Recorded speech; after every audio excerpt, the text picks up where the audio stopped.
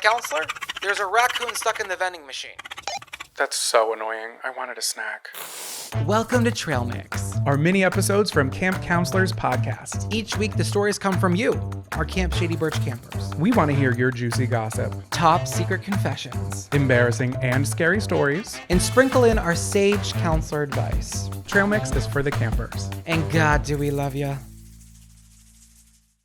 Hey, happy campers. Welcome back to Trail Mix. This is our mini episode where we read listener-submitted stories. Have you gotten that through your head yet? We got pizza last night, and I'm trying to eat good today because I worked my ass off on the Peloton today, and I just don't want to eat bad, but oh my God, that mushroom and onion pizza in the fridge right now is calling my name for a Sicilian slice. Call me by your name. We're gonna get dinner before or after we record this because we're going to an event tonight that's already way long past. Yeah, it's already, when this comes out, it's been a month. Yeah, but I'm probably gonna try to eat a salad. I want a Caesar salad, fries, and a glass of white wine, and it's such a basic meal, but whatever, and I know it's a woman, I'm going to go on period in saying that was a woman who created that iconic meal. Congrats, because nothing beats a Caesar salad, fries, and a glass of wine. Forgive me if I have sinned, but the first time I had it was when we were with Erica Priscilla, when we were in Disney, and she was like, we always get salad and fries because life's about balance. And I was like, oh, I've literally never considered to get a salad with a side of fries. That was the first time you ever had salad and fries, was yeah, because if I'm getting a salad, I'm just I'm getting a salad and that's that. No, because you need some salt and you need some potato. I need potato with every meal, and I don't care how controversial that sounds. I do. Everybody's like, that is far too controversial for this show. You know what's funny? As I was saying, I was like, that couldn't be the further from a controversial statement. Anyways, we're really rambling here, but we have some great stories. We certainly do. I have a camper's nightmare in white denim. And who is telling this story? Me. What could that possibly be about? Two and two together, guys. Figure it out. And a story about a drunk camper crying in a porta-potty. But haven't we all been there, campers? I personally have not. And an imaginary friend who may not be so imaginary after all. Let's get into it, campers. This is a really big secret. Thank God we're on a body of water. This is Confession Canoe.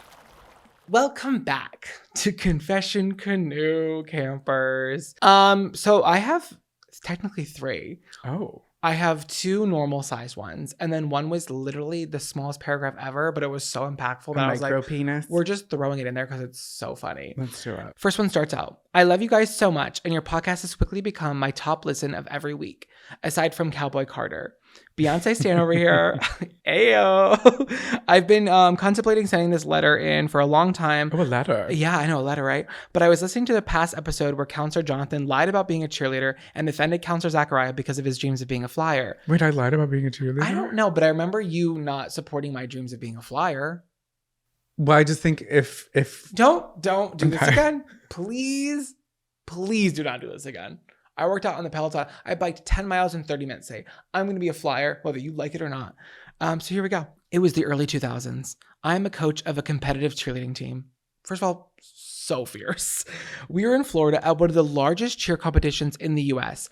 I think it's really important to note that at this point when I was reading this story, I thought this was Daytona because obviously I'm obsessed with the show Cheer. A lot of controversy from that people on there. Mm-hmm. There has never been a Netflix reality TV show that has had more dark people come out of this franchise than Cheer. It feels like every year something is terrible is happening from one of those people on that show. It's sick, actually. Yeah, it's also get out of community college, you're 30. They cannot help it. They're going for one more associate so they can do one more year and compete at Daytona. But this is actually not Daytona, so I was wrong about that. My team has always had very high expectations as we often place at the top of every event we attend. However, this year was a struggle. Personally, I was going through a lot. A failing marriage, questioning my sexuality, being a new parent, all topics for a longer discussion, but they were rearing their heads in my coaching and team's performance. After the semifinal performance, my team is in 8th place and morale is low. I read a book, got some inspiration, met with my team, delivered an empowering speech that could rival the Gettysburg Address, and headed into the arena to perform. I'm obsessed with that. Wait, first of all, where is that speech? What was the book? Backstory. This competition was held at Disney World. Okay. So you're rating for your audience. Gay men, competitive cheerleading, Disney, passionate please. It gets better. Yeah. And I was a vegetarian at the time. Oh my God. Still writing to me. I'm a pescatarian now. Shout out to Jonathan, my tuna sister. My tuna sister. And I love that. I know. And as you know, my options were very slim. For the past 3 days, I survived on nothing but spaghetti and Alfredo. Oh, okay. I'm a part of the IBS Survivors Club, so to say that my tummy was in a constant state of turmoil was an understatement. Alfredo was always a risk to me. I don't have IBS. It's a cream cheese-based sauce. It is so delicious. So for IBS Survivor, it's like, oh my God, it's so good, but it's so hurtful. I hate it. I got sick on it once, and it's just like, I can't go back. Oh my God, I forgot that. Guys, Jonathan actually is so outwardly anti-Alfredo. I'll never order it. And it's because you got sick, but it's crazy to me because like you know what you eat though that you love? Vodka sauce. Which is kind of like Alfredo's like really sexy cousin. Which I guess it's just like creamy, but no, it's just I can't do the Alfredo. No, I know. And it sucks because I love Alfredo, but Alfredo has to be done well. And you can never take Alfredo home because it separates. Oof, don't even get me started. It's gotta be fresh on the serve. What a cute name for a pet. Alfredo. Oh my God, it would be cuter as I got older. Because Alfredo has that distinguished, like a little Shih Tzu. Yeah. Alfredo, come here, Alfredo. Alfie. Cute. Thank you. Oh my God, he's got that nickname built in. Okay, great. However, I pushed through because this was sorry. However, I pushed through because what else was a fedora wearing white jean king supposed to do? Reminder, this was the early 2000s, so I was fashionable. We're praying for your evolution after that.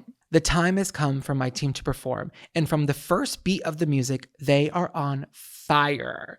That Gettysburg Address. It should be called the Orlando Address because you're doing the speech in Orlando. Yeah. Stunts are hitting, tumbling is strong, and the whole arena is jumping for joy. But so is my stomach. When we complete the first stunt section, a part of the routine that's been a struggle at prelims, I was so excited that when I jumped up and down, a little toot came out. Oh no. Only he brought a friend with him. Oh no.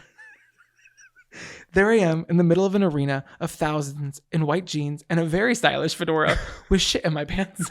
Oh. It completely took me out of the moment. I can't even tell you what happened for the remainder of the routine because all I could think about was, can anyone else smell this? Oh my God. Are my now white jeans tie-dyed with poop?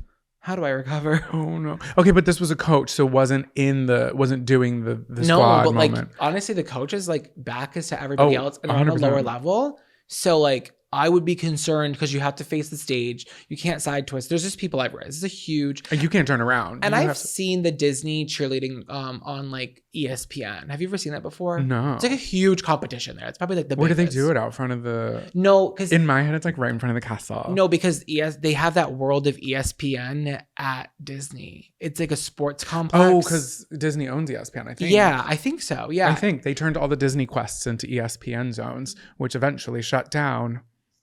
Sad. Yes. So I believe it's at I believe it's at World of ESPN. I'm pretty sure. The routine finishes and the girls walk off the mat in tears as the crowd cheers. Did we hit?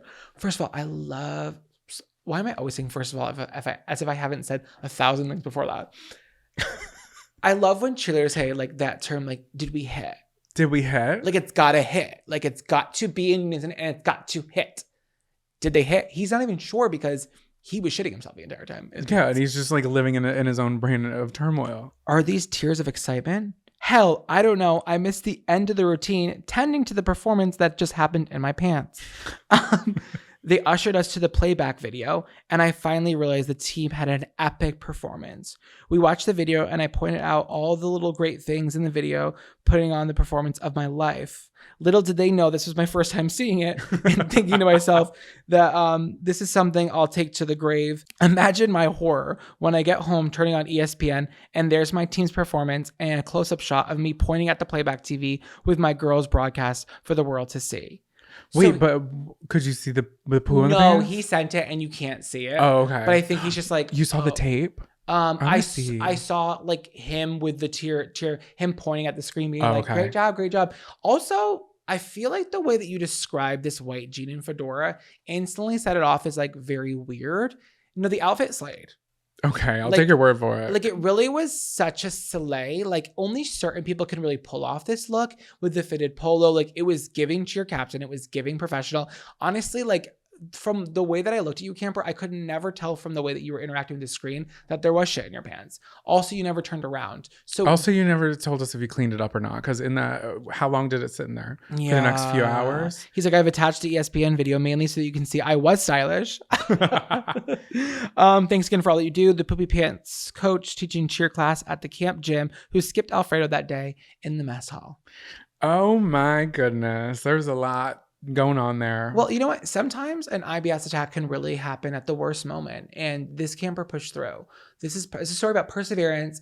It's a story about Disney cheerleading. And it's a story about fedoras and white denim. Like, it truly is remarkable.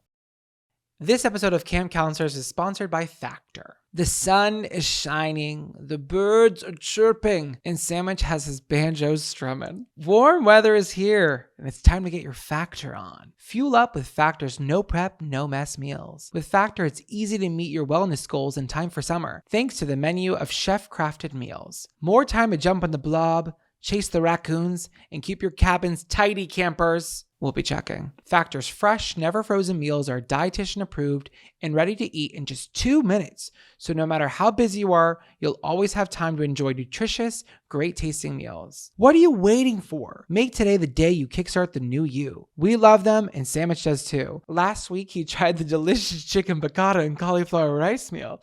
He loved it so much that he wept tears of joy as he scraped the bottom of the container.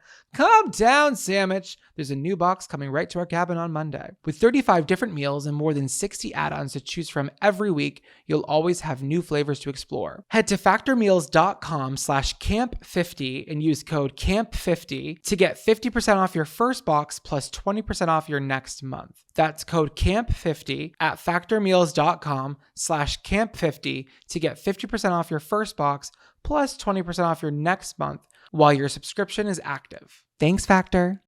Hey, everybody, I'm Julie. And I'm Brandy. And we're from the Dumb Gay Podcast. Now, you may know us from the People's Couch on Bravo or as hosts of the Vanderpump Rules After Show, which was also on Bravo. But both of those shows are canceled now. Now we have the Dumb Gay Podcast, where we talk about politics and current events like we're talking about reality TV. If you'd rather watch Real Housewives than the news, then you need to be tuning into our podcast. Yeah, and by the way, we didn't just start this podcast. We've been had it. So for everyone who's rolling their eyes going, oh, not them too. No, we've been here. So whether you pay attention to politics or not, it doesn't matter because you're definitely not hearing it like this. We're vulgar, we're crass, we're angry, we're inappropriate, and we're drunk half the time. Half? Seriously though, if you want to be part of the conversation but you feel like you don't know how to jump in, consider checking out our Dumb Gay Podcast. It's available everywhere you get your podcasts. Move over, Andy Cohen and Kyle Richards. It's Joe Biden and Kamala Harris time. Paloop. Should I keep going? I have 2 more. Okay, so you've got another story for us. I do. I'm going to read this little one. Okay. It's a little sandwich. A finger sandwich. This is Camper writes in, I am a customer service representative for a clothing company. If a customer calls in to complain, I'm supposed to offer a 10% refund. And if that's not good enough for them, I'm supposed to offer 20%, then 30%. Ultimately, if the order is under $100, I'm allowed to fully refund them if I feel it's fair. My confession is that I always jump straight to a full refund. I always have great reviews and feedback after my emails, calls, and chats. And I think it's because I'm the only one who doesn't argue with customers about the refund. We all work from home, so no one knows I do this.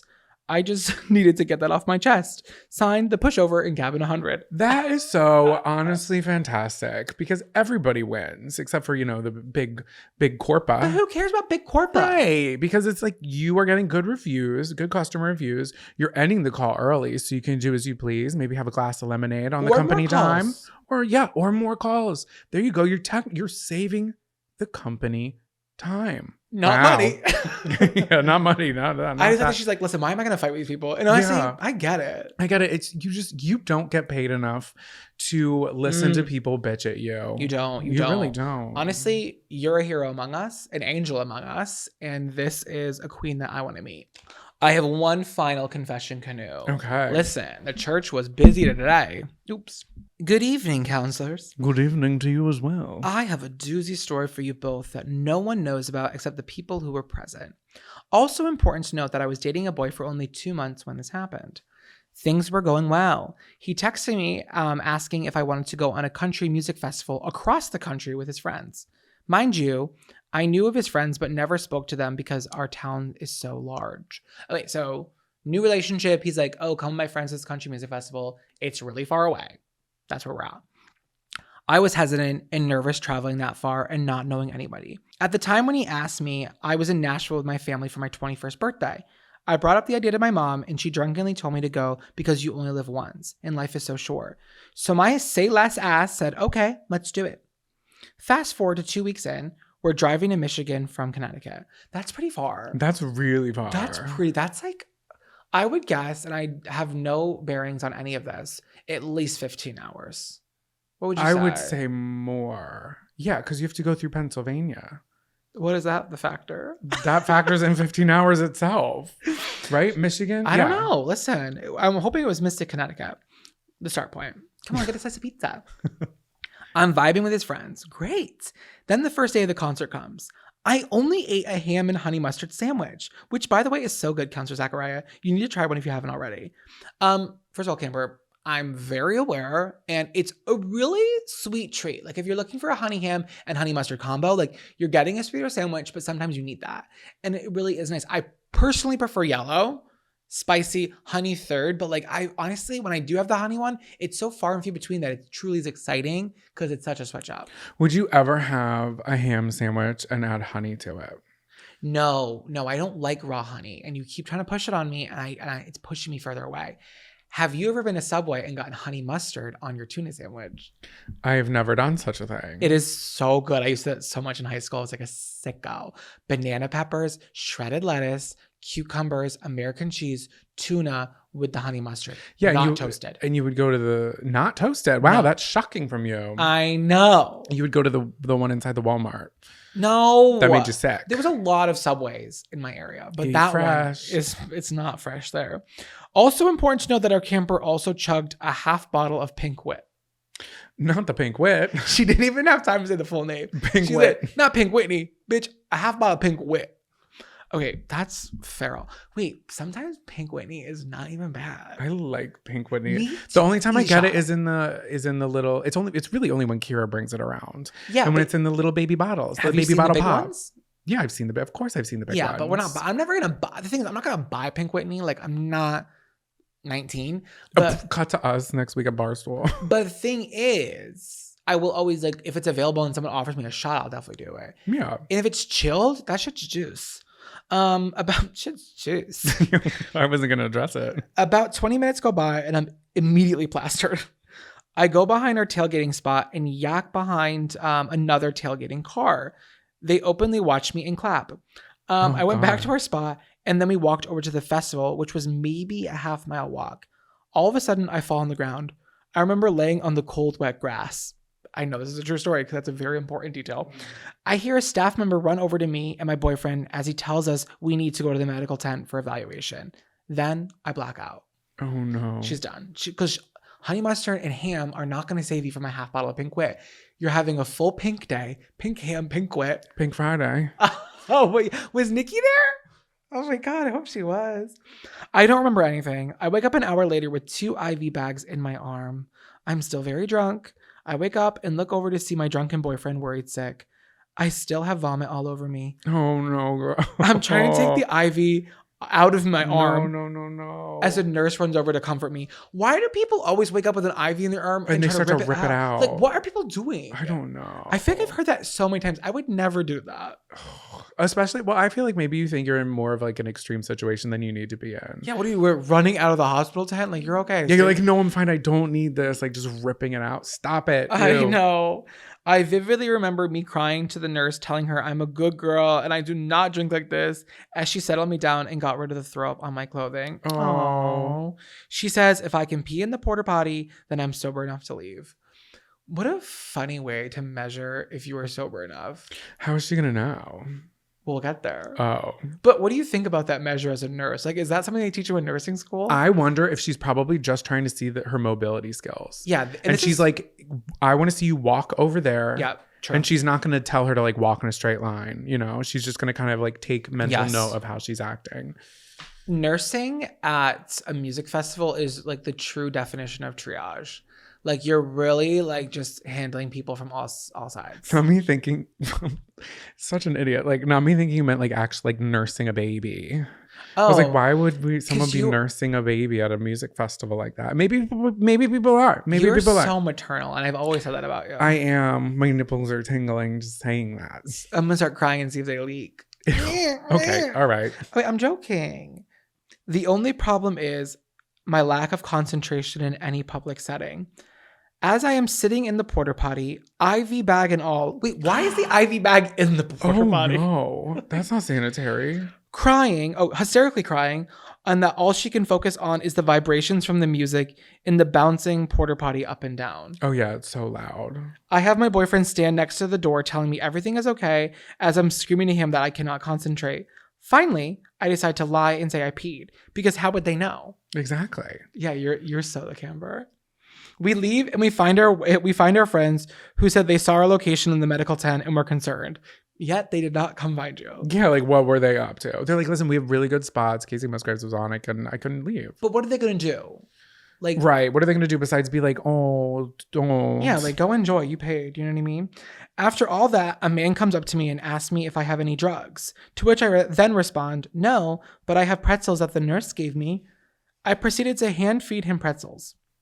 Which might as well just be as good as drugs at that point. She's so sick, like still bleeding from her IV, laying on the wet grass. The druggie next to her can't even form a sentence. She's hand feeding him pretzels like Jesus Christ with herself. A heart of gold. Heart of gold. Like even in your darkest hours, you are there doing things for the community, Camper, and we recognize that.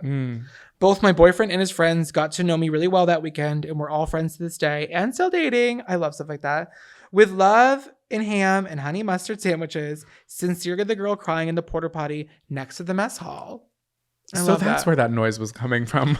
I thought it was a what is that animal that has a hard shell on the back? Oh, not armadillo? A turtle. Armadillo. Well, meanwhile, she's crying in the porta potty, and our cheerleading coach is like shitting himself in the white pants, banging on the porta potty. Get out, get out, get out. Please. Use the other one, Occupado. Oh my God, so many confession canoes. But I hear you have a scary story, right? I do. Scary stories around the campfire. Welcome back to Scary Stories Around the Campfire. I don't know why that's always my like go-to accent when I do that. Maybe I should try a British. Welcome back, mates. No, that's Australian. We're going to workshop it and then we'll get back to it. You always naturally fall to Australia. And you know what? I like it. I can't help myself with all the kangaroos and whatnot. They have a fun flag as well. They do have a fun flag. Okay, so here's a scary story. This is either an embarrassing story or a spooky story. You can send it on into campcounselorspodcast.com or campcounselorspod@gmail.com. This is a spooky one. This is like legit spooky, okay? Oh, I love when we actually get a scary one. Something happened to my brother today, and I'm going to tell him to write in because I'm not going to put words in his mouth, but like we have pictures, photographic evidence of really creepy shit that's happening. Anyway, this isn't about him. Hey, counselors. First, I really love you little girls to death. Obsessed with everything you do, and I'm seriously such a fan of the both of you. This is how you get read on this podcast, you guys. We love a compliment at the top. It keeps us going. Thank you so much. I recently had a baby in January, and I'm sure she heard your voices in utero. That is so shocking, so exciting, and so spooky. She's in there dancing to like our little theme song. Okay, let's jump right into this one. Okay. So I grew up in a very small town in Connecticut. Can you believe people actually live there? Yeah, we have a lot of Connecticut relations going on here. Oh my God, this is the Connecticut Camper episode. Yeah, it is. And honestly, Connecticut is one of the worst states to have to drive through. And I say that as somebody who has never driven through the state of Texas. True. That's such a funny thing to say because you're right. We've never driven through like even anything. Well, you've been to the Midwest. I think it's just because Connecticut is just so boring. I'm sorry. It's not even the fact that it's boring. It's the fact that y'all always have construction happening and closing lanes and like shifting. And it's just, there's no need for you guys to be doing this much maintenance. I've been driving through it for a decade now.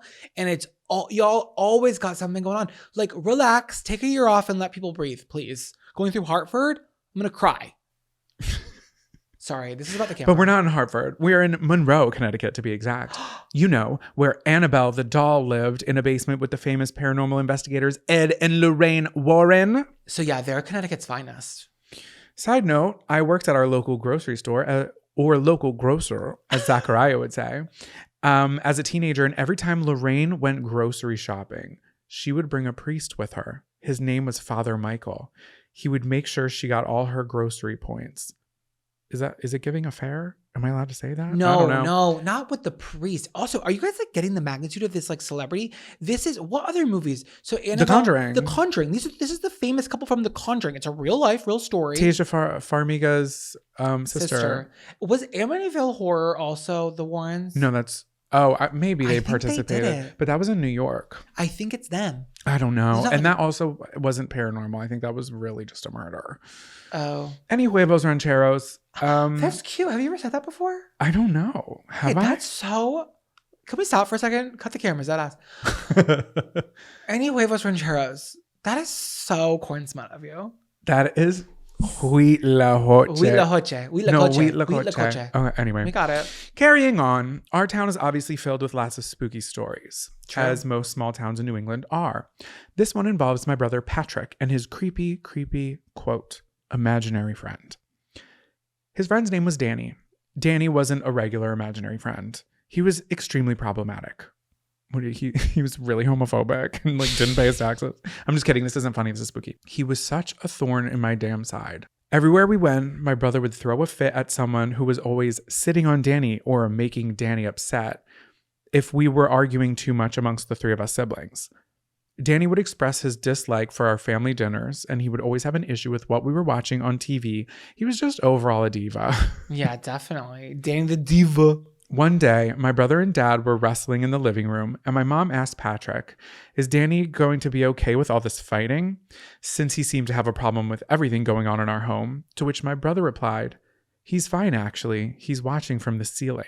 He floats up there when we wrestle so he doesn't get hurt. Wait, that's so detailed and descriptive. That was spooky. I still remember this interaction. It's one of the few specific memories I have from being a small child because it creeped the absolute fuck out of me and kept me up all night. I hate when Buffy will like look up in the corner and like look up to the ceilings. I don't know if she hears like a little rat or a seagull scuttling in the floorboards. A seagull. That's an actual thought process. Yeah. But it could also be a ghost. Who knows? One day when we were much older and the thought of Danny had fizzled from my brother's day-to-day life, my mom and I were talking about her experiences being pregnant with each of us. She said that all of her pregnancies were relatively uneventful except for Patrick's, because he was supposed to be a twin. Yup, 2 amniotic sacs, 1 baby. She then proceeded to tell me that she would have named the other baby Daniel if it were a boy. She said when we were younger, she didn't want to freak any of us out, that the weird coincidence that Patrick had an imaginary friend with the same name. But at the time, she firmly believed he was real. Turns out, all that time, my brother was likely playing with his dead twin. This is scary and sad. Yeah, but how would he have known that? That's true. And we were all sitting in his ghostly presence when we went to Chili's, and the poor guy didn't even get an extra seat. He has to float above. I know. He's like, I'm above the table. It's really dusty up here. I'll take the 4 for 4 and a fajita. Or, oh my God, huevos rancheros. They don't have brunch at Chili's. Honestly, why don't they? Anyway, back to the story. Whenever we ask my brother about his memories of his friend Danny now, he says he doesn't really remember anything, which is even more strange considering how he was such a consistent part of our everyday life. The brother doesn't remember Danny? That's what that's what she's saying. Whoa, Danny wiped your memory. I hope the story makes the cut as it still sends some creepy shivers down my spine. Love you both to pieces. Happy trails. Signed, Dead Danny's sister, taking 5 in the med cabin. She needs a break. She needs a break. She needs to take 5. I get it. I need to find some. I get it. Yeah, anti-anxiety meds. And anti-inflammatory. Well, the thing is, all that lines up a little too well. So the mom not wanting to scare her kids, but being like, wait, the name is eerily similar to the son that I lost, who was supposed to be a twin to your brother's best friend pal, imaginary ghost. No, that was real. That was your brother. And he was hanging out. 100% I believe it, because I used to babysit my little cousin who, I've talked about this on the podcast, I believe, maybe not, who had an imaginary friend who had a very specific name. It was Laika. And that was like so specific. And so specific. When I babysat her, she the way she would like throw tantrums and like really express to me that she was real creeped me out. But when I was younger, I wanted an imaginary friend so bad, but I was like, why don't I have one? Like I thought they just popped up and I was like, where's mine? Where's mine? And it just never happened for me. So maybe they are ghosts because I tried it out. I gave it a test run and it didn't work for me because no ghost wanted to be friends with me. That's so interesting because I also wanted one, but I also wasn't making my own up. What the maybe our energy is too chaotic for the ghost. That is kind of insulting. Like, why wouldn't a ghost want to hang out with me? I'm cool. What the fuck? I'm a good friend. The ghost exiting the room right now. I just saw 2 ghosts get up.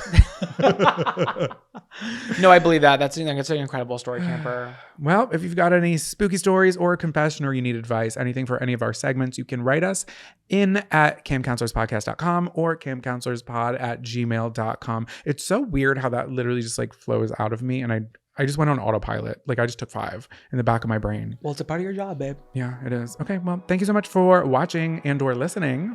Yeah, and with that being said, Lights out, campers.